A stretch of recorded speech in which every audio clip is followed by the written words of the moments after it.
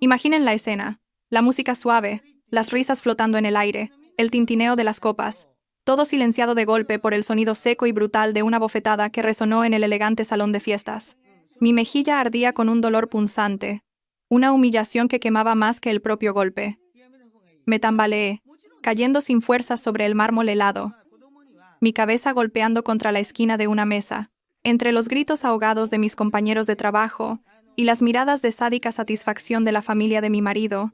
La voz de mi suegra, doña Leocadia, se alzó, no para defenderme, no para pedir calma, sino con una malicia tan cruel que me heló los huesos. «Dale una lección para que aprenda», dijo, su voz un silbido venenoso. «¿De qué sirve que una mujer tenga tanto talento? Solo le trae desgracias a su marido. Puedes ser la más brillante del mundo, pero en casa no eres más que una esposa. Hoy, solo el cielo puede salvarte». En el abismo del dolor y la vergüenza, logré tomar discretamente mi móvil. Marqué un número que conocía de memoria y susurré entre lágrimas. «Gael, por favor, ayúdame». Y no, el cielo no me salvó. Me salvó mi hermano. Y toda esta tragedia comenzó en el momento más feliz de mi vida, apenas 30 minutos antes. Aquella noche, en el lujoso ambiente del restaurante El Balcón de Cibeles, en pleno corazón de Madrid, yo me sentía la mujer más afortunada del mundo. Yo, Elena Vargas, enfundada en un vestido de seda verde esmeralda que mi marido, Damián, había elegido especialmente para mí, era el centro de todos los brindis y felicitaciones. La fiesta era en mi honor. Después de 7 años de una dedicación incansable, por fin había sido nombrada directora de planificación de una de las mayores inmobiliarias del país. Miré a Damián, a mis suegros, a mis cuñadas. Todos sonreían, y yo, en mi inocencia, creí que mi éxito era también su orgullo. Pensé que 7 años como una nuera sumisa, 7 años como una esposa entregada a construir un hogar perfecto, finalmente me habían ganado su reconocimiento. Qué equivocada estaba. Terriblemente equivocada. Cuando la celebración alcanzaba su punto álgido, mi director general, un hombre de mediana edad que siempre me había apreciado, se levantó con su copa en la mano. «Por favor, permítanme unas breves palabras», comenzó. «Hoy estoy inmensamente feliz y orgulloso de tener en nuestro equipo a una profesional tan excepcional como Elena. No solo es inteligente y brillante, sino que posee una fuerza de voluntad extraordinaria». Se giró hacia Damián y le dio una palmada amistosa en el hombro. «Damián, querido amigo, tienes una suerte inmensa de haberte casado con una mujer que es un diamante en bruto. Tienes que saber valorarla y cuidarla como se merece». Toda la sala estalló en un cálido aplauso. «Feliz», le sonreí a mi marido, preparándome para agradecerle en silencio por estar siempre a mi lado. Pero cuando nuestras miradas se cruzaron, mi sonrisa se congeló. En sus ojos no había orgullo, sino una profunda incomodidad. Una llama de celos y amor propio herido ardía con una intensidad que me asustó. Apretó su copa de vino con tal fuerza que los nudillos se le pusieron blancos. De repente, fui consciente de que no había parado de beber desde que llegamos. En ese preciso instante, vi a mi suegra, doña Leocadia, inclinarse y susurrarle algo al oído. Aunque no pude oír sus palabras, su sonrisa despectiva y la mirada de reojo que me lanzó me dijeron que no era nada bueno. Tras hablar, le dio unas palmaditas en el dorso de la mano, un gesto que parecía de ánimo, como si estuviera avivando un fuego que ya ardía. Damián se levantó de golpe, tambaleándose hacia mí. Su aliento, cargado de alcohol, me golpeó en la cara. «Muy bien, ¿no? Eres brillante», gruñó, con la voz lo suficientemente alta como para que las mesas más cercanas se giraran, alarmadas. «Ahora eres la jefa. Te sientes poderosa, toda la empresa te aplaude. Y yo, tu marido, a tus ojos no soy más que un cero a la izquierda, ¿verdad?»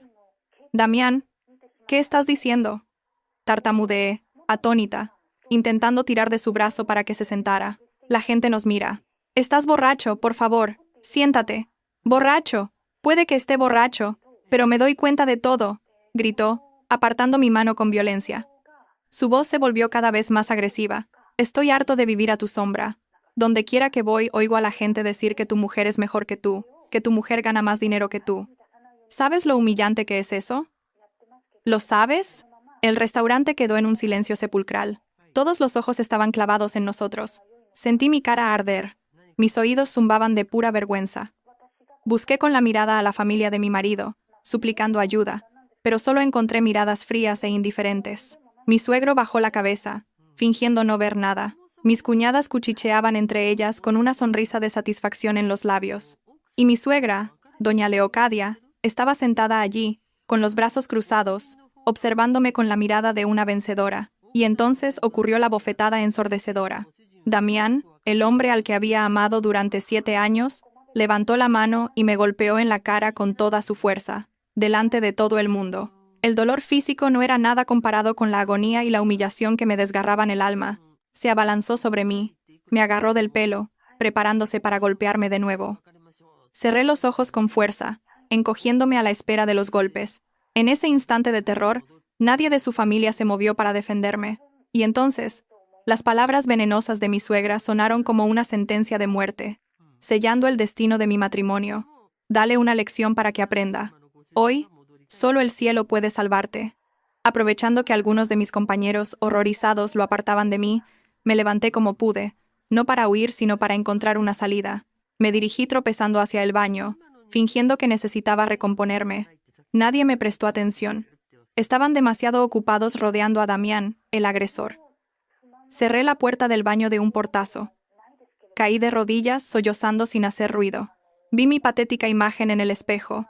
El pelo revuelto, una mejilla hinchada y roja, la comisura del labio sangrando, mi caro vestido manchado. 7 años de sacrificio, 7 años de aguantar desprecios. ¿Para qué? Para una paliza y una humillación pública. Se acabó. Ya era más que suficiente. Temblorosa, saqué el móvil de mi bolso. La pantalla estaba rota por la caída. Mis dedos vacilaban mientras buscaba un número al que no había llamado en mucho tiempo. Un número que siempre me dije a mí misma que nunca necesitaría usar. Pero hoy no tenía otra opción. El contacto estaba guardado con un nombre simple. Gael. La llamada conectó. Sí, una voz masculina profunda y serena sonó al otro lado. Una voz que siempre me había transmitido una sensación de seguridad absoluta. No pude contenerme más. Las lágrimas brotaron sin control. Intenté susurrar, por miedo a que alguien me oyera desde fuera. Gael, ayúdame. El terrible drama en mi fiesta de ascenso era solo el principio. ¿Quién es este misterioso hermano llamado Gael? ¿Qué hará para salvar a Elena? ¿Y cómo responderá ella a la brutalidad de su marido y la crueldad de toda su familia? Todo será revelado en la próxima parte. Suscríbanse al canal y activen las notificaciones para no perderse los emocionantes giros de esta historia. ¿Desvío de fondos? ¿Damián? ¿Cómo podían esas dos palabras estar en la misma frase? Él era un maltratador, un cobarde consumido por la inseguridad, pero ¿desviar dinero de la empresa? Simplemente no podía creerlo. Y, sin embargo, ¿quién era el remitente de aquel mensaje anónimo que había aparecido en el móvil nuevo que Gael me había dado? ¿Cómo sabían de los problemas de Damián y por qué me contactaban justo en este momento? ¿Sería otra trampa de su familia? ¿Una conspiración para culparme de algo más? Justo en ese instante, sonó el timbre.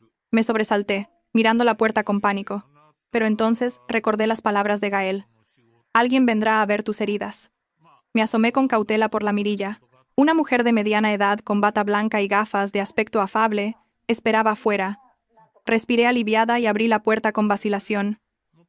Buenas noches, doña Elena. Soy la doctora Gascón. El señor Gael me pidió que viniera, dijo con una voz suave y cálida que inspiraba confianza. Examinó mis heridas con sumo cuidado. El hematoma en mi mejilla ya empezaba a hincharse, y la comisura de mi boca tenía un pequeño corte. Afortunadamente, son solo lesiones en los tejidos blandos. No ha afectado a los huesos, dijo la doctora tras la exploración. Sin embargo, añadió, bajando la voz, he notado que tiene algunos moratones más antiguos en los brazos y hombros. Parece que esta no es la primera vez. Su frase fue como una aguja, perforando directamente el dolor que tanto me había esforzado en ocultar. Me quedé en silencio, con las lágrimas a punto de desbordarse. No, no era la primera vez. La primera vez fue aproximadamente 1 año después de nuestra boda. Aquel día, Damián llegó a casa borracho y, porque le recriminé su estado, me empujó con fuerza y caí al suelo. En aquel momento, se arrodilló llorando, suplicando mi perdón, dijo que era por la presión del trabajo, que había bebido demasiado y no se había podido controlar. Y yo le creí. Le perdoné. Luego hubo una segunda vez, y una tercera, y muchas más. La excusa era siempre la misma. Bebí demasiado. Estoy bajo mucho estrés. No era mi intención. Cada vez, se mostraba arrepentido. Me cuidaba con un esmero exagerado. Me colmaba de atenciones. Y yo, como una tonta, siempre cedía, engañándome a mí misma con la idea de que me amaba, que solo eran desahogos momentáneos. Se lo oculté a todo el mundo, incluso a Gael. Me avergonzaba, tenía miedo de preocuparle, y todavía me aferraba a la fantasía de un hogar perfecto. «Querida», suspiró la doctora Gascón, dejando a un lado su maletín. «El silencio es lo que alimenta el mal. Cuanto más toleras, más se envalentona el agresor. Piense muy bien en lo que tiene que hacer». Sus palabras fueron como un jarro de agua fría, un despertar brutal.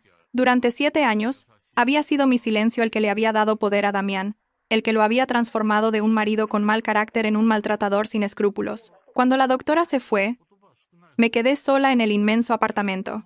El dolor físico había disminuido, pero la herida de mi corazón era cada vez más profunda. Cogí el móvil nuevo. En la lista de contactos solo había un número guardado. Gael. Dudé. ¿Debía contarle lo del mensaje? Sabía que se preocuparía, que no me dejaría ir. Pero yo tenía que ir. Necesitaba saber la verdad. Si Damián realmente había hecho aquello, necesitaba saber por qué. A la mañana siguiente, decidí acudir a la cita. No le dije nada a Gael. Elegí un discreto traje de chaqueta, me maquillé ligeramente para disimular el moratón y cogí un taxi hacia el Café Gijón, en la glorieta de Bilbao. Escogí una mesa en un rincón apartado, cerca de la ventana, desde donde pudiera observar. Mi corazón latía desbocado. Puntualmente a las 10, una mujer de unos 40 años, vestida de forma elegante pero con un rostro consumido por la preocupación, entró en el café, miró a su alrededor y luego se dirigió directamente hacia mí. ¿Es usted Elena?, preguntó con voz ronca. Asentí. Apartó una silla y se sentó, sin pedir nada de beber. Dejó un bolso de marca sobre la mesa y sacó de él un dossier. No tengo mucho tiempo. He venido porque yo también soy una víctima, dijo, su voz cargada de amargura. Soy la esposa del director Montenegro, el mayor competidor de su empresa. Me quedé de piedra, la esposa del competidor. ¿Por qué me buscaría a mí? Mi desgraciado marido, gruñó. Ha utilizado una empresa fantasma a nombre de su marido para blanquear dinero. Conspiró con Damián, lo metió en el mundo del juego, creándole deudas enormes. Después, lo obligó a desviar dinero de su propia empresa y a robar documentos confidenciales para saldar esas deudas. Su objetivo final es llevar su empresa a la quiebra y que su marido se convierta en el chivo expiatorio, asumiendo toda la culpa. Cada palabra que pronunciaba era como un trueno golpeándome. Una conspiración horrible, una red enmarañada de mentiras y delitos. Damián, mi marido, no era solo un maltratador. ¿Por qué me cuenta esto?, pregunté, temblando. Porque no aguanto más, respondió con los ojos inyectados de furia. No solo me ha traicionado, sino que está intentando robar todo el patrimonio de mi familia para hundirlo en ese pozo sin fondo. He reunido pruebas suficientes para denunciarlo, pero necesito su cooperación. Usted tiene acceso a las pruebas del desvío de fondos de Damián. Si actuamos juntas, podemos meter a esos 2 canallas en la cárcel. Empujó el dossier hacia mí. Esto es una parte de lo que tengo. Extractos de cuentas, grabaciones de sus conversaciones. Mírelo y después decida. Le doy 2 días para pensarlo. Dicho esto, se levantó y, sin despedirse, se fue a toda prisa, como si temiera que la vieran. Me quedé sola, con el cuerpo sin fuerzas, la mirada fija en el dossier que reposaba sobre la mesa. La verdad era más terrible de lo que jamás hubiera podido imaginar. Mi vida, mi matrimonio, todo no era más que una pieza en una partida de ajedrez sucia y calculada. De camino a casa, recibí una llamada de Gael. Su voz no sonaba contenta. ¿Dónde has estado? Tartamudeé, sin saber qué decir. Fuiste a encontrarte con esa mujer, ¿verdad? Su voz se volvió fría como el hielo. No me mientas. He mandado que te siguieran desde esta mañana. Elena, te dije que te quedaras en casa. ¿Sabes que lo que has hecho es peligroso? Guardé silencio. Sabía que solo estaba preocupado por mí. Ven a casa ahora mismo, ordenó. Te estoy esperando. Cuando entré en el apartamento, Gael estaba de pie junto al ventanal, con los brazos cruzados. Su rostro estaba tenso. Su preocupación era tan palpable que llenaba la habitación. Sabía que había cometido un error al actuar por mi cuenta. Lo siento. Siéntate, me interrumpió, señalando el sofá. Me senté obedientemente, sin atreverme a mirarle a los ojos. Se acercó y dejó sobre la mesa un termo con sopa caliente. Come primero, luego hablamos. Mientras comía en silencio, él se sentó frente a mí. Su silencio era más intimidante que cualquier reprimenda. Cuando terminé, finalmente habló. Su voz era más tranquila, pero aún muy seria. Elena, ¿sabes por qué me preocupo tanto por ti? Negué con la cabeza. porque eres mi hermana, la única familia que me queda en este mundo. Me miró, y su mirada pareció atravesarme. ¿Te acuerdas? Hace más de 20 años, en una noche de tormenta, un conductor borracho se estrelló contra el orfanato donde vivíamos. Aquel accidente se llevó la vida de mis padres. Yo, un crío de 10 años, tuve que verlo todo. Creí que me ahogaría en el dolor y la soledad. Pero entonces apareciste tú. Una niña de 5 años, flacucha y frágil, pero con unos ojos increíblemente brillantes. Te acercaste, me cogiste de la mano y me dijiste, no llores más. A partir de ahora, yo seré tu familia. Mis lágrimas comenzaron a caer sin control. Los recuerdos del orfanato, de aquellos días difíciles pero llenos de un calor humano que nunca volví a sentir, regresaron de golpe. Gael, mi hermano mayor, 5 años más que yo, siempre estuvo ahí, protegiéndome, defendiéndome de los abusones. Me daba la mejor porción de comida, la manta más cálida. Me enseñó a leer, me enseñó a ser fuerte. El día que te adoptó una buena familia, me sentí feliz y preocupado a la vez. Continuó. Feliz porque tendrías una vida mejor. Preocupado porque temía que ya no hubiera nadie para protegerte. Me juré a mí mismo que, costara lo que costara, me convertiría en alguien fuerte, alguien poderoso, para que nadie pudiera volver a hacerle daño a mi hermana. Su voz se endureció. Luché en la vida. Hice cosas que probablemente nunca imaginarías. Todo por esa promesa. ¿De verdad? ¿Perteneces a la mafia? Pregunté temblando, recordando el aura de poder que aterrorizó a la familia de Damián en el restaurante. Gael sonrió levemente, una sonrisa teñida de tristeza. Mafia, negocios. La línea es muy fina, hermana. Yo solo hago lo que considero correcto. Protejo a quien necesito proteger. Tengo una empresa de seguridad y algunos otros negocios. Lo suficiente para tener voz en esta ciudad. Me miró de nuevo, y su mirada se volvió increíblemente tierna. Hace 7 años, cuando decidiste casarte con Damián, mandé que lo investigaran. Sabía que no era buena persona, que su familia era un nido de víboras calculadoras. Pero tú estabas tan feliz, tan enamorada. No tuve el valor de destruir tu sueño. Me equivoqué. Mi mayor error fue quedarme en silencio, pensando que si te protegía desde las sombras, estarías a salvo. Pero nunca imaginé que el verdadero demonio estaba durmiendo a tu lado. Apretó los puños, los nudillos blancos por la presión. Debería haber actuado antes. No debería haber permitido que pasaras por este infierno. Elena, perdóname. Negué con la cabeza, las lágrimas resbalando por mi rostro. No, la culpa no es tuya. Fui yo la estúpida, la que se negó a ver la verdad. Gael, ¿qué hago ahora? Estoy tan perdida. Gael me secó las lágrimas. Su mano, áspera por el trabajo, era extrañamente gentil. No te preocupes, estoy aquí. A partir de ahora, nadie volverá a hacerte daño. Miró el dossier que la mujer me había dado. Esta partida vamos a jugarla juntos. Y te lo prometo, a quien te hizo derramar una sola lágrima, le haré pagar con un río entero. Sus palabras no eran una promesa vacía. Yo sabía que una verdadera tormenta, una tormenta llamada Gael, estaba a punto de desatarse sobre la vida de Damián y de quienes lo manipulaban. Pero había algo que Gael no sabía. Que en el ojo de esa tormenta se escondía otro secreto. Un secreto relacionado con su propio pasado. Un secreto que mi enemigo guardaba como su último as en la manga. Después de la desastrosa fiesta de promoción, la familia de Damián pareció guardar un silencio sepulcral. Damián no llamó, no envió mensajes. Pensé que quizás estaban asustados por la aparición de Gael, pero fui demasiado ingenua. Su silencio era solo la calma que precede a un ataque mucho más venenoso. 2 días después, mientras estaba en el apartamento de Gael, una oleada de notificaciones comenzó a inundar mi nuevo móvil. Mi nombre, Elena Vargas. De repente se convirtió en tendencia en todas las redes sociales. Decenas de artículos con titulares sensacionalistas aparecieron de la nada. Directora de inmobiliaria adúltera cambia a su marido por un capo de la mafia. La verdad oculta tras la fiesta de promoción. Marido.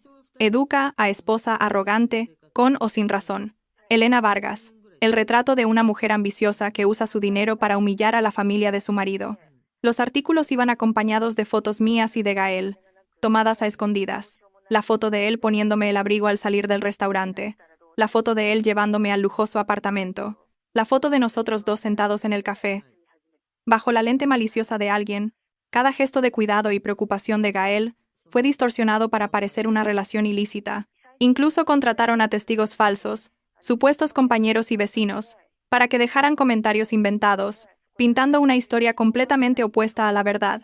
En su versión, yo era una esposa infiel que despreciaba a su marido y que, por ganar más dinero, no tenía ningún respeto por su familia política. Damián se convirtió en un marido digno de lástima, que solo actuó de esa forma por estar al límite de la desesperación. La tormenta mediática me golpeó de forma rápida e inesperada. Leí cada artículo, cada comentario malicioso, con las manos temblando de rabia. No solo querían humillarme a mí, querían arrastrar a Gael al fango conmigo, querían convertirme de víctima en culpable, usar la presión de la opinión pública para destruirme. En ese momento sonó mi móvil. Era Damián. Esta vez, su voz no tenía el tono suplicante o asustado, sino el de una arrogancia triunfante. «¿Y bien? ¿Te está gustando la fama?», se rió. «Elena, te lo advertí. No puedes ganar a mi familia. Ahora solo tienes dos opciones. O vuelves a casa con el rabo entre las piernas, te arrodillas y le pides perdón a mi madre, y retiras la demanda de divorcio. O sigues ahí con tu amante y esperas a que toda la sociedad te escupa encima, y la empresa te despida. Elige. Eres un canalla despreciable. Sí sé. Despreciable. Comparado con lo que tú le has hecho a mi familia. Te doy un día para que lo pienses. No me obligues a usar medidas más drásticas», dijo, y colgó sin darme tiempo a responder. Lancé el móvil al sofá, sintiéndome completamente impotente. Había subestimado su bajeza. No eran solo violentos y codiciosos, eran increíblemente maliciosos, dispuestos a usar las tácticas más sucias para conseguir sus fines.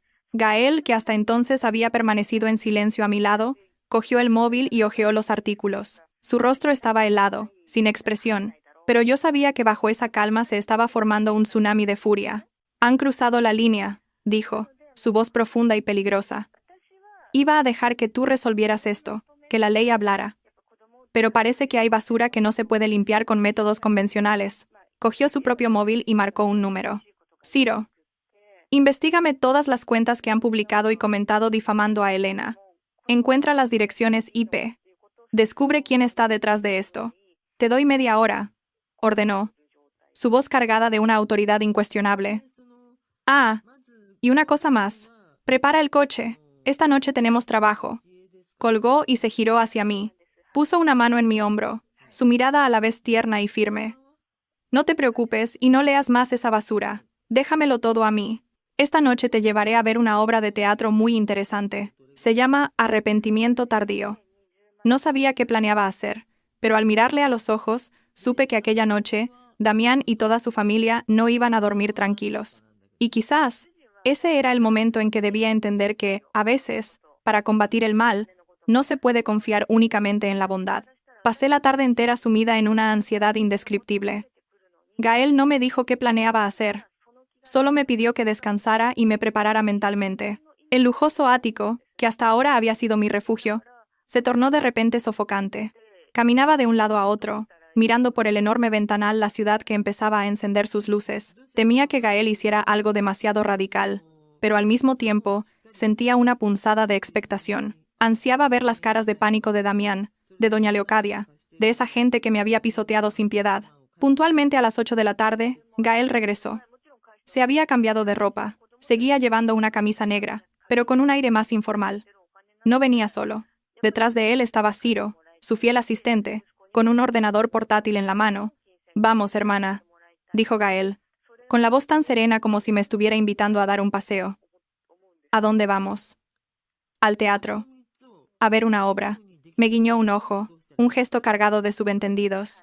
El Mercedes negro nos deslizó una vez más a través de la noche madrileña, pero esta vez el destino no era un lugar seguro, sino la mismísima boca del lobo. El coche se detuvo en un callejón estrecho, a unas decenas de metros de la casa que un día llamé hogar. Desde allí, podía ver la luz que se filtraba por la ventana del salón. Probablemente toda la familia estaba reunida, regodeándose de la victoria mediática que acababan de orquestar. «Quédate aquí en el coche, estarás segura. Podrás verlo todo a través de esta pantalla». Gael me entregó una tablet. La pantalla mostraba imágenes en directo de una microcámara camuflada como un botón en su camisa. «No quiero que tengas que enfrentarte a ellos ahora». Dicho esto, él y Ciro salieron del coche y caminaron en silencio hacia la casa. Me quedé en el coche con el corazón desbocado, los ojos pegados a la pantalla. Vi cómo Gael no llamaba al timbre, sino que usaba una herramienta profesional para abrir la cerradura con una suavidad y rapidez pasmosas. Entraron en la casa como dos sombras. A través de la cámara vi a toda la familia de Damián sentada en el salón. Damián, doña Leocadia y las cuñadas. Todos miraban sus móviles, leyendo los artículos difamatorios sobre mí y riéndose a carcajadas. ¿Lo ves? Ya te lo decía yo, sonó la voz estridente de doña Leocadia. Un par de artículos y la dejamos por los suelos. Quiero ver si se atreve a ser tan arrogante otra vez, esa mujercita estúpida.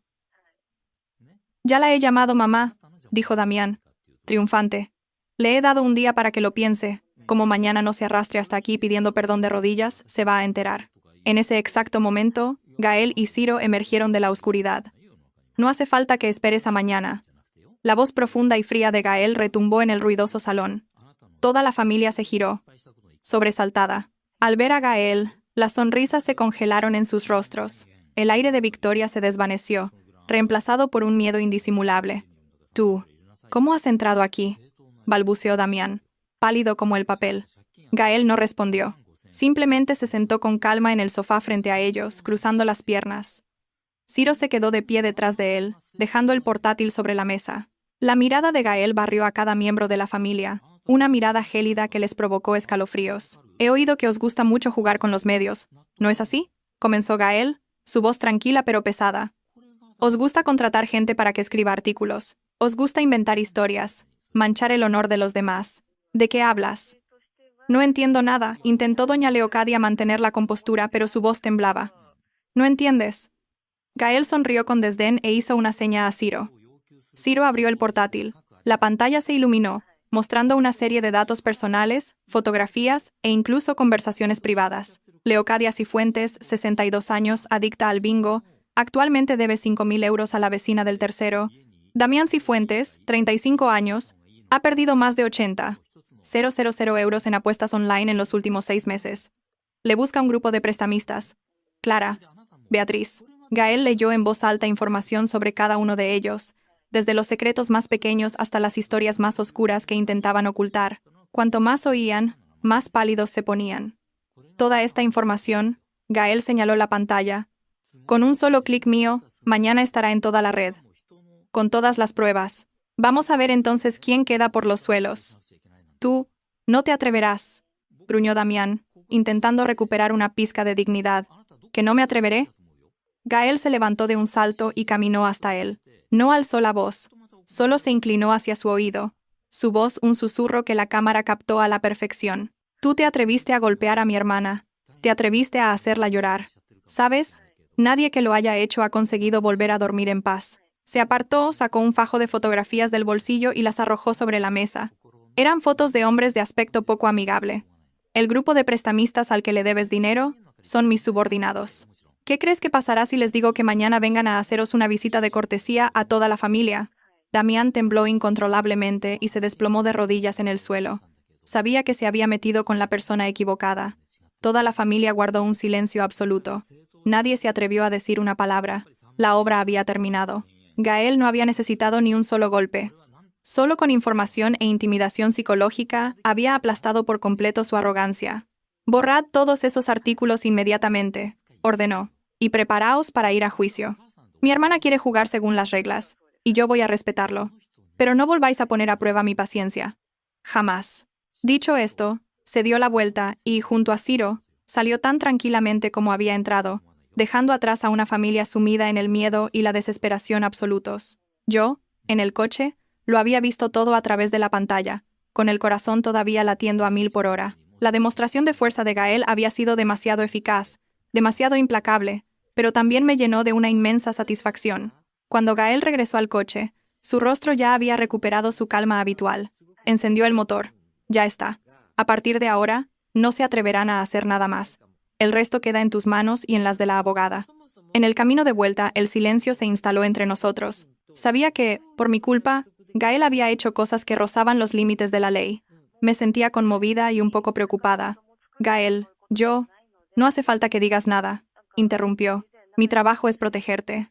El tuyo es ser fuerte y luchar por lo que es tuyo. ¿Entendido?». Asentí, una emoción indescriptible llenándome el pecho. A la mañana siguiente, tal como Gael había dicho, todos los artículos difamatorios sobre mí en las redes sociales desaparecieron sin dejar rastro. Las llamadas de Damián también cesaron. Su familia parecía haberse evaporado de mi vida. La calma regresó, pero era solo la calma antes de una batalla aún mayor. La batalla legal. Empecé a trabajar con una abogada que Gael me recomendó, una mujer brillante y perspicaz llamada doctora Osorio, para preparar la demanda de divorcio y la división de bienes. La doctora Osorio analizó todas las pruebas que tenía, los informes médicos de mis lesiones, las grabaciones y mensajes, y el dossier sobre la conspiración de blanqueo de dinero de Montenegro y Damián. Elena, me dijo la doctora Osorio después de un estudio exhaustivo, tenemos un caso muy sólido. No solo podemos conseguir el divorcio y la mayor parte de los bienes, sino que podemos exigir una indemnización por daños morales, incluso podemos llevar a Damián a responder penalmente por agresión y complicidad en actividades económicas ilícitas. Pero hubo un punto que hizo que la doctora Osorio frunciera el ceño. En los extractos de cuenta de Damián, he notado varias transferencias de grandes cantidades a una empresa llamada Sol Poniente S.L. ¿Conoce esta empresa? Negué con la cabeza. El nombre me resultaba completamente ajeno. Nunca he oído a Damián hablar de ella. Extraño, murmuró la doctora Osorio. Estas transacciones se produjeron regularmente, cada mes, durante los últimos 3 años. El importe total asciende a casi 200.000 euros. No parece una inversión normal. Necesito investigar más sobre esta empresa. Un nuevo secreto. Una empresa llamada Sol Poniente. ¿Qué tendría que ver con todo esto? ¿Y por qué Damián transferiría en secreto una suma tan grande allí? Sentí que mi camino en busca de justicia aún tenía muchos giros inesperados. Y quién sabe, al final de ese camino, quizás no solo me esperaba la verdad sobre Damián, sino también un terrible secreto relacionado con la persona en la que más confiaba.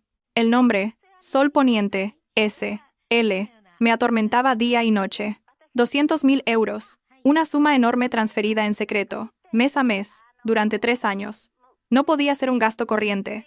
Si era una inversión, ¿por qué Damián no me había dicho ni una sola palabra? Si era para pagar una deuda, ¿a quién le debía tanto dinero?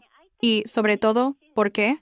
Un torrente de preguntas me corroía por dentro, robándome la paz. Decidí investigar por mi cuenta antes de hablar con Gael. No quería preocuparle más, y, en el fondo de mi corazón, una vaga sensación de inquietud me impedía contarle la existencia de esta empresa, al menos, no hasta tener más información. Busqué en Internet Sol Poniente, S.L. Los resultados eran escasos. Se trataba de una pequeña empresa inmobiliaria con sede en un edificio de oficinas de segunda categoría en otro barrio. La web de la empresa era básica, con información genérica sobre proyectos de terrenos en la periferia. Nada que destacara. El administrador único era un nombre completamente desconocido, un tal Javier Pérez, sin ninguna conexión aparente con Damián o con las personas que yo conocía. Parecía un callejón sin salida. Estaba a punto de apagar el ordenador cuando recordé algo que Gael había dicho. Tengo una empresa de seguridad y algunos otros negocios. ¿Sería posible que...? Deseché la idea de inmediato. Gael nunca me engañaría. Él era mi única familia. En ese preciso instante, la doctora Osorio, mi abogada, me llamó. Su voz sonaba muy animada. Elena, tengo excelentes noticias. El juzgado ya ha enviado la citación a Damián y su familia. La primera vista de conciliación será la próxima semana. Con las pruebas que tenemos, dudo que pongan problemas. Gracias, doctora, respondí, pero mi corazón seguía pesado por las dudas sobre Sol Poniente. Ah, y sobre esa empresa, continuó la doctora Osorio, como si me leyera el pensamiento, pedí a alguien que lo comprobara. Y hay un detalle muy interesante. Sol Poniente, S.L., se fundó hace exactamente 3 años, justo después de que el director Montenegro iniciara su conspiración, y el domicilio social registrado coincide con la dirección de una de las antiguas oficinas de la empresa de seguridad de su hermano. Mi cuerpo entero se congeló. ¿Coincidencia? No existían coincidencias así. La empresa de seguridad de Gael. Mi corazón empezó a latir descontroladamente. Una teoría descabellada pero aterradoramente lógica comenzó a formarse en mi cabeza. ¿Sería posible que Gael lo supiera todo desde hacía mucho tiempo? ¿Que hubiera estado moviendo los hilos entre bastidores, usándonos a Damián y a mí para ejecutar su propio plan? Las preguntas que había intentado apartar volvieron con más fuerza que nunca. El primer mensaje anónimo informándome del desvío de fondos. La oportuna aparición de la esposa del director Montenegro. ¿Cómo me encontró y confió en mí tan fácilmente? Y la intimidación de Gael.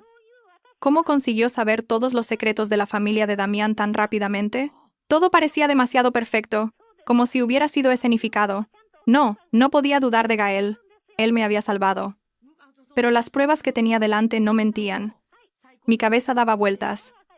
Ya no sabía en quién creer. Estaba en medio de una partida de ajedrez donde todos parecían tener sus propios secretos. Aquella noche, Gael regresó con un ramo de lirios blancos, mis flores favoritas. Me vio sentada en el sofá, absorta en mis pensamientos, y preguntó preocupado: ¿Qué ocurre? ¿Te encuentras mal? Levanté la cabeza para mirarle, forzando una sonrisa. No es nada. Solo estoy pensando en mis cosas. No pienses demasiado, dijo, colocando las flores en un jarrón. Ya casi ha terminado todo. La semana que viene en el juzgado, solo tienes que mantenerte fuerte. Su voz era, como siempre, cálida y confiable, pero por alguna razón, sentí una distancia invisible entre nosotros. Le miré a los ojos, intentando encontrar una respuesta, pero sus ojos profundos eran como un pozo sin fondo. No podía ver a través de él. Gael. Solté sin pensar. ¿Conoces una empresa llamada Sol Poniente SL? Gael se detuvo por un segundo. Su gesto de arreglar las flores a medio camino, pero recuperó la compostura al instante. Se giró hacia mí y sonrió. ¿Sol Poniente? Me suena el nombre. Creo que es una pequeña inmobiliaria. ¿Por qué preguntas? Estaba mintiendo. Supe en ese instante que estaba mintiendo. Aquella vacilación de un segundo, por breve que fuera, no me pasó desapercibida. Alguien como Gael, con su vasta red de información, no podía saber solo vagamente de una empresa vinculada a su propia oficina. Ah, no es nada. Desvié el tema rápidamente. Oí a alguien hablar de ella. Las flores son preciosas, gracias. La conversación terminó ahí, pero dentro de mí, un muro de desconfianza había comenzado a levantarse. Ya no podía confiar plenamente en él. Me sentía empujada a una situación aún más peligrosa. El enemigo que tenía delante era Damián y su familia, pero ¿y el enemigo en la sombra? ¿Sería el hermano en quien confiaba ciegamente? Aquella noche no pude dormir. Decidí que tenía que actuar. Tenía que descubrir la verdad sobre Sol Poniente y el verdadero papel de Gael en todo esto.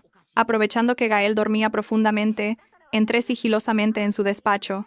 Sabía la contraseña de su ordenador. Era la fecha del aniversario de la muerte de sus padres. Me la había revelado accidentalmente una vez. Mi corazón golpeaba contra mis costillas mientras tecleaba cada número. La pantalla se iluminó.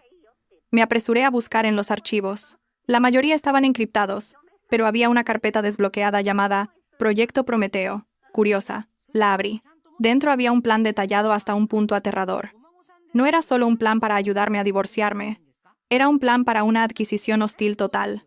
El documento describía cada paso. Desde filtrar accidentalmente la información sobre la ludopatía de Damián a la esposa del director Montenegro, hasta organizar accidentalmente su encuentro conmigo.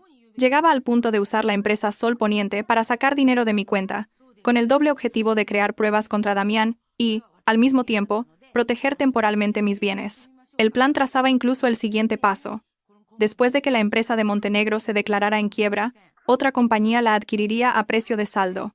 Y el dueño de esa compañía no era otro que Gael. Mi cuerpo entero temblaba.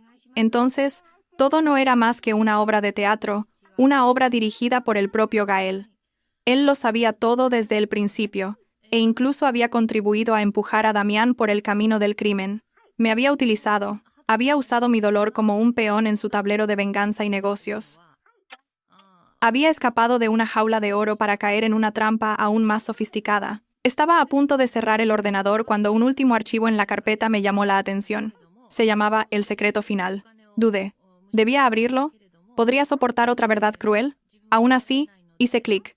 El contenido era un único y breve vídeo. Era la grabación de la cámara de un coche registrando un accidente en una noche lluviosa. Una moto a gran velocidad se estrellaba violentamente contra un camión aparcado en el arcén. El conductor de la moto salió despedido, quedando inmóvil en el asfalto. Aquel accidente, lo reconocí, fue el accidente que le quitó la vida a los padres de Gael hacía más de 20 años. Pero, ¿por qué guardaba este vídeo? Y entonces, la cámara se centró en el conductor del camión. Un hombre, presa del pánico, salió del vehículo. Aunque la imagen en la noche lluviosa era borrosa, pude reconocer aquella cara, una cara que jamás olvidaría. Era el padre de Damián, el señor Cifuentes. Mi mundo se derrumbó en ese preciso instante. El padre de Damián, el hombre que siempre había parecido tan digno y amable, al que había llamado respetuosamente suegro durante 7 años, era el responsable de la tragedia que había atormentado a Gael toda su vida. El vídeo se repetía en mi mente. Veía el pánico en el rostro del señor Cifuentes, No llamó a una ambulancia, no fue a ver a las víctimas. Simplemente miró a su alrededor, vio que no había nadie, y se apresuró a volver al camión para huir, dejando 2 vidas inocentes atrás. Cobarde, cruel, inhumano. Cerré el ordenador temblando y volví a mi habitación. Todas las piezas del puzzle encajaron de repente. El proyecto Prometeo, su venganza, su objetivo final era toda la familia Cifuentes. Sentí compasión por él, rabia y, sobre todo, miedo. Estaba atrapada en medio de una guerra. No podía quedarme de brazos cruzados. Tenía que descubrir más sobre el accidente. Recordé que en el vídeo, el camión del señor Cifuentes tenía el logotipo de una empresa, Logística Ibérica. Llamé a un antiguo amigo del sector y le pedí ayuda. La empresa había quebrado hacía años, pero mi amigo consiguió el número del antiguo jefe de tráfico, un hombre llamado señor Robles. Me armé de valor y llamé. Al principio, se mostró reacio. Pero cuando mencioné el accidente, el nombre del señor Cifuentes y el de Gael, su voz cambió. Señorita, ¿quién es usted? ¿Cómo sabe de esas cosas? Mi nombre es Elena. Estoy directamente involucrada. Por favor, cuénteme la verdad. Mi voz se quebró. Quizás mi sinceridad lo conmovió. Suspiró. De acuerdo. Si de verdad quiere saber, venga a verme. Pero no venga sola. Venga con el joven Gael. Hay cosas que solo puedo contar en presencia de los dos. La propuesta del señor Robles me dejó el corazón en un puño. Había encontrado a un testigo crucial, pero ahora tenía que enfrentarme a Gael, obligarle a revivir la peor tragedia de su vida. Sabía que ese encuentro sería un punto de inflexión. Podría reparar nuestra frágil relación o destruirla para siempre. Aquella noche, cuando Gael regresó, parecía satisfecho. Probablemente la negociación con Montenegro había ido bien. Me vio esperándole, con una expresión seria, y su sonrisa se desvaneció. ¿Qué pasa? ¿Por qué me esperas así? Gael, he encontrado a un testigo del accidente de tus padres, dije, con la voz temblorosa. ¿Quiere reunirse con nosotros? ¿Con los dos? Gael se quedó inmóvil. La satisfacción desapareció de su rostro, reemplazada por una expresión increíblemente compleja. Me miró, con una mirada profunda e insondable. Supe que se había dado cuenta de que yo sabía mucho más de lo que él pensaba. El muro que se había esforzado en construir a mi alrededor se estaba desmoronando. ¿Dónde está?, preguntó con voz ronca. El encuentro fue en una pequeña cafetería de barrio, en las afueras, cerca de donde vivía el señor Robles. El local era antiguo y apenas concurrido. Nos sentamos en una mesa al fondo. La atmósfera era tan tensa que se podía cortar con un cuchillo. El señor Robles, un hombre de más de 70 años, con el pelo blanco y el rostro surcado por las arrugas del tiempo, nos sirvió un té y, con la voz temblorosa, comenzó su relato. Aquel año yo era el jefe de tráfico. Cifuentes, el padre de su exmarido, era un conductor novato. Era un buen chaval, trabajador, en fin. Aquella noche le tocó hacer una entrega urgente. Llovía a cántaros. La carretera estaba fatal. Le dije que tuviera cuidado. El señor Robles hizo una pausa. Bebió un sorbo de té, sus ojos perdidos en el recuerdo. Pero hay algo que nadie supo. Antes de que el camión saliera, alguien manipuló los frenos. Yo lo vi de casualidad. Una sombra moviéndose a hurtadillas en el garaje. Estaba oscuro. Solo vi una figura alta y delgada, con una gabardina, que se tapaba la cara. Pensé en avisar, pero con el jaleo del trabajo, se me olvidó. ¿Los frenos fueron sabotados?, gruñó Gael, con los puños cerrados sobre la mesa. ¿Entonces el accidente no fue porque el señor Cifuentes perdiera el control? No del todo, negó el señor Robles con la cabeza. Cifuentes cometió el error de huir. Eso es imperdonable. Pero el verdadero cerebro fue otro. El que saboteó los frenos, el que provocó el accidente a propósito. ¿Quién fue? ¿Sabe quién fue?, pregunté, ansiosa. El señor Robles nos miró a ambos. Suspiró, un suspiro que parecía cargar con el peso de 20 años de silencio. Solo lo supe más tarde. Cuando todo se calmó, me buscó, me dio mucho dinero y me amenazó para que me callara.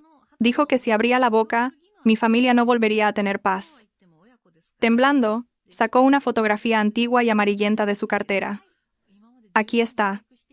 Es él. He guardado esto durante todos estos años. Gael cogió la foto con las manos temblorosas. Me incliné para ver.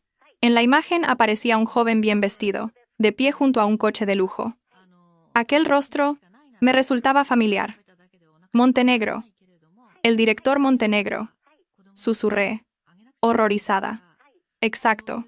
Él mismo, asintió el señor Robles. Más tarde me enteré de que él y la familia del joven Gael tenían alguna vieja rencilla.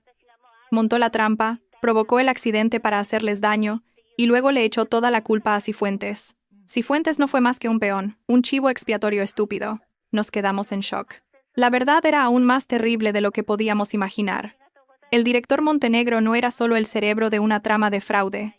Era el asesino de la familia de Gael, el verdadero demonio detrás de todas las tragedias. La venganza de Gael había estado dirigida al objetivo equivocado. Al salir de la cafetería, tanto Gael como yo estábamos sumidos en un silencio abrumador. La verdad que acababa de ser revelada era demasiado cruel. Le daba la vuelta a todo lo que creíamos saber. Gael condujo sin rumbo, con la mirada fija en la carretera. «Me equivoqué», dijo finalmente, con la voz rota. «Dejé que el odio me cegara. Casi destruyo a un inocente, aunque él también sea culpable». Golpeó el volante con fuerza. «Montenegro, no puedo creer que fuera él. Va a pagar. No le dejaré vivir en paz ni un solo día más». «¿Qué vas a hacer?», pregunté, preocupada. «Tu plan de adquisición. Eso ya no importa», me interrumpió, sus ojos brillando con una frialdad cortante. «La adquisición de la empresa es un castigo demasiado blando para él. Un asesino tiene de pagar con la vida. Voy a usar mis métodos para encargarme de él». Me estremecí. Sabía lo que significaban sus métodos. La ley de la calle. Sangre por sangre. «No, Gael, no puedes», intenté detenerle. «Si lo haces, tú también te convertirás en un criminal. Tus padres no querrían verte así. Tenemos pruebas, un testigo. Deja que la ley lo castigue». «¿La ley?», se rió. Una risa amarga. ¿Dónde estaba la ley cuando mis padres murieron hace 20 años? ¿Dónde estaba cuando te golpeó tu marido? Elena, eres demasiado ingenua. Hay gente que solo puede ser castigada con los puños. En ese momento, sonó el móvil de Gael. Era Ciro. «Jefe, problemas. Montenegro acaba de llamar. Quiere verle con urgencia». Parecía muy alarmado. Creo que sospecha algo. Gael frunció el ceño. «¿Dónde?» «En el bar La Sombra Negra, en la sala VIP del segundo piso, a las 9, de acuerdo». Colgó, pensativo. Ese viejo zorro es astuto. Quizás se ha dado cuenta de que alguien va a por su empresa. «¿Aún así vas a ir?», pregunté, con el corazón en un puño. Podría ser una trampa. ¿Y si lo es? Sonrió con desdén. «También tengo curiosidad por ver qué intenta». Me miró, su mirada un poco más suave. «Vete a casa y descansa. Esta noche yo me encargo de esto». A pesar de sus palabras, no podía quedarme tranquila. Aquella noche le mentí. Le dije que iría al apartamento, pero en realidad le seguí en secreto. Cogí un taxi, manteniendo una distancia prudencial. Vi su coche entrar en el aparcamiento de La Sombra Negra, un conocido y problemático local nocturno. Me escondí en un rincón oscuro al otro lado de la calle, mirando ansiosamente la ventana de la sala VIP del segundo piso. El tiempo pasaba lentamente. Cada minuto parecía una eternidad.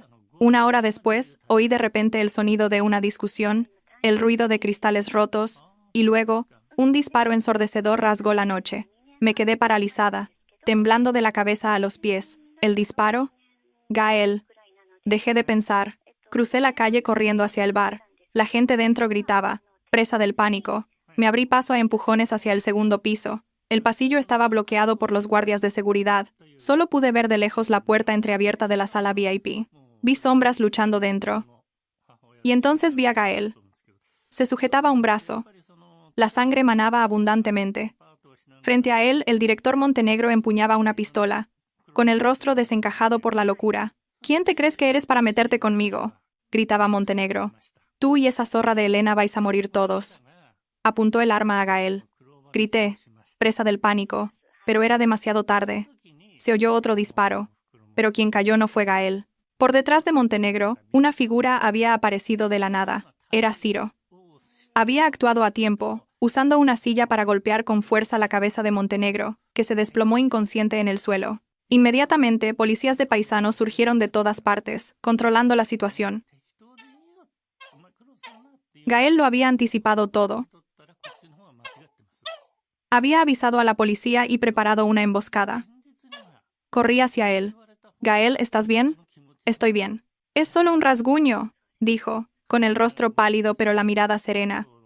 Miró a Montenegro mientras se lo llevaban esposado. «Siento haberte preocupado». El villano final había caído, pero en ese momento sentí un extraño vacío. La detención de Montenegro revelaba un crimen atroz, pero también significaba que el plan de adquisición de Gael había fracasado, y lo más importante, nos había colocado a ambos en una situación aún más compleja. Nos habíamos convertido en testigos cruciales de un caso de homicidio, al mismo tiempo que éramos los guardianes del secreto de otro asesinato de hacía 20 años. Al día siguiente, en el hospital, la policía nos interrogó. Montenegro, acorralado, lo confesó todo. El accidente, el blanqueo de dinero, el intento de asesinato. Pero cuando le preguntaron por el motivo, por la rencilla con la familia de Gael, solo sonrió enigmáticamente. Rencilla. Nunca lo entenderíais. Id a preguntarle a mi buen hermano. Él os dará la respuesta. Esa frase críptica nos dejó helados. ¿Buen hermano? ¿De quién hablaba? ¿Y cuál era? Después de todo, ¿esa rencilla? ¿Acaso había otro secreto? ¿Otra persona oculta en las sombras? La enigmática frase de Montenegro, id a preguntarle a mi buen hermano, resonaba en mi mente y en la de Gael como un eco infernal. ¿A quién se refería? ¿Y cuál era la verdadera y profunda rencilla que había podrido a sus familias durante décadas? Mientras la investigación oficial seguía su curso, la vida, o lo que quedaba de ella, continuaba. La vista de conciliación de mi divorcio con Damián se celebró según lo previsto, pero la atmósfera era radicalmente distinta. La familia Cifuentes, al saber de la detención de Montenegro, su protector, y de la exposición de toda la conspiración, ya no se atrevía ni a respirar. Entraron en el juzgado con el aire de los derrotados, cabizbajos. El señor Cifuentes parecía haber envejecido 10 años en una semana. Doña Leocadia ya no gritaba ni montaba escenas. Sabían que su destino estaba, ahora, enteramente en mis manos. Damián se plantó frente a mí, sin valor para mirarme a los ojos. «Elena», dijo con voz ronca, «estoy de acuerdo con el divorcio. Acepto todas tus condiciones. Solo te pido que perdones a mi padre. Él no es una mala persona. Él también es una víctima». «¿Víctima?», me reí con desdén. «¿Un hombre que huye después de causar un accidente mortal? ¿Un marido que permite que su familia difame a su esposa? ¿Eso es una víctima? No es como piensas», se apresuró a decir Damián, el rostro contraído por la angustia. «Hay cosas que no sabes. La culpa es de mi padre, sí, pero también es cosa del destino». Sus palabras me sembraron una nueva duda. ¿Destino? ¿De qué demonios hablaba? Pero no quise preguntar más. Estaba demasiado cansada de los secretos de aquella familia. Solo quería poner punto y final. El proceso fue rápido. Conseguí la custodia de nuestro hijo, la mayor parte de los bienes y una justa indemnización por daños morales. Mi matrimonio de 7 años llegaba oficialmente a su amargo final. Después del juzgado, decidí que no podía vivir en esa incertidumbre. Teníamos que encontrar la respuesta a las palabras de Montenegro. Gael y yo empezamos por la única pista que teníamos: el buen hermano. Usando su red de contactos, Gael no tardó en encontrar un hombre llamado Fabián, dueño de una importante cadena de restaurantes y socio de negocios de Montenegro desde hacía años. Pero lo que más nos sorprendió fue que este señor Fabián tenía una relación especial con otra persona, alguien que nunca hubiera imaginado: la doctora Valcárcel, mi abogada. Me quedé atónita cuando Gael me lo dijo. Imposible. Ella me ha ayudado. Es una buena persona. Buena o no, tenemos que comprobarlo, dijo Gael, su mirada endureciéndose. Su aparición fue demasiado oportuna. Su entusiasmo, un poco excesivo. Mandé que la siguieran. Se ha reunido con ese tal Fabián varias veces, en secreto. Un escalofrío me recorrió la espalda. Otra traición más. La persona en la que había confiado, con quien había compartido todos mis secretos, podía estar ocultando su propia conspiración. Me negaba a creerlo. Tenía que verla. Tenía que pedirle explicaciones. Me presenté en el despacho de la doctora Valcárcel sin previo aviso. Cuando aparecí, se quedó desconcertada, pero recuperó rápidamente su compostura profesional. «Elena, ¿qué haces aquí? ¿Ha ocurrido algo?» «Sí, algo muy urgente». Fui directa al grano, dejando sobre su escritorio la foto de ella y el señor Fabián sentados juntos en un café. «¿Puedes explicarme esta relación?» El rostro de la doctora Valcárcel cambió por completo. Guardó silencio por un largo momento y después suspiró. «Sabía que tarde o temprano lo descubrirías. Siéntate, Elena. Hay cosas que, a estas alturas, necesitas saber».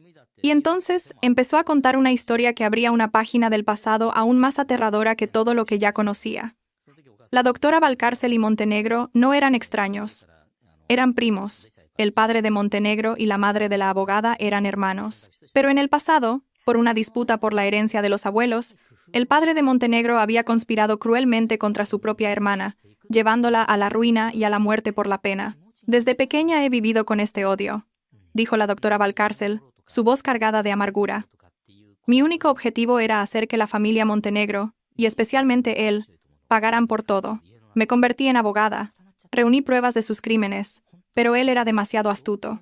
Siempre encontraba la forma de escapar. Entonces, ¿por qué me ayudaste? Porque tú eras la llave. Me miró.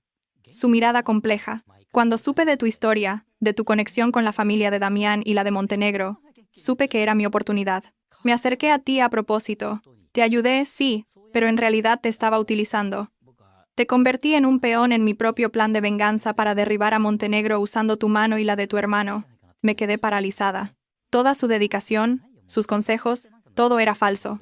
Lo siento, Elena, dijo con un atisbo de remordimiento. Pero no tenía otra opción. Y ahora, te contaré el último secreto. La verdadera razón de la rencilla entre Montenegro y la familia de Gael. Abrió un cajón y sacó un viejo dossier amarillento.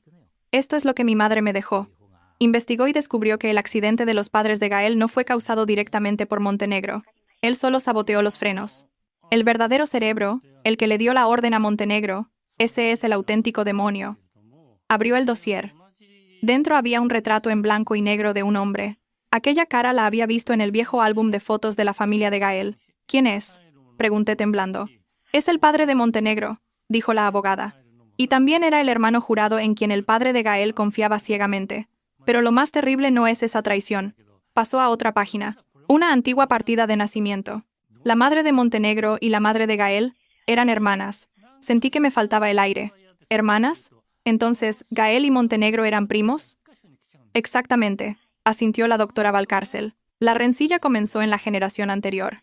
El padre de Montenegro, por envidia del éxito del padre de Gael, y por desear a la mujer que ambos amaban, que era la madre de Gael, planeó el asesinato de su propio cuñado. Utilizó a su hijo, a Montenegro, convirtiéndolo en su herramienta para matar. Una tragedia familiar, un ciclo vicioso de odio y engaño que se extendía por generaciones. Justo en ese momento, como si el destino quisiera añadir una última y cruel ironía, mi primo Mateo, que vivía en el extranjero, regresó de improviso a España. Traía consigo un antiguo diario familiar que su madre le había dejado. El diario reveló una tercera generación de tragedia. Nuestras abuelas, la mía y la de Gael, habían sido rivales por el amor del mismo hombre. Una historia de traición que terminó en suicidio. Nuestras familias eran enemigas mucho antes de que naciéramos. Y en el diario estaba el último y más impactante secreto. Una marca de nacimiento, una pequeña mancha en forma de luna creciente, detrás de la oreja derecha, que era un rasgo distintivo de nuestro linaje. Una marca que mi madre adoptiva no tenía, pero que yo sí. Yo era la verdadera nieta biológica. Mi madre adoptiva había sido cambiada al nacer. Mi verdadera madre, la heredera legítima, había sido escondida en algún lugar. Y el cerebro detrás de todo, detrás del secuestro de mi madre, no era otro que el padre de Montenegro. Lo hizo para poder controlar la inmensa fortuna de nuestra familia. Todo encajó en un instante de claridad cegadora. Yo no era una pieza más en el tablero. No era un peón en el juego de nadie. Era el origen de todo, el premio, la razón por la que el odio había comenzado. La niña robada cuya herencia había desatado una guerra de sangre que había durado casi un siglo. Mi vida entera había sido una mentira construida sobre los cimientos de la codicia de otra persona.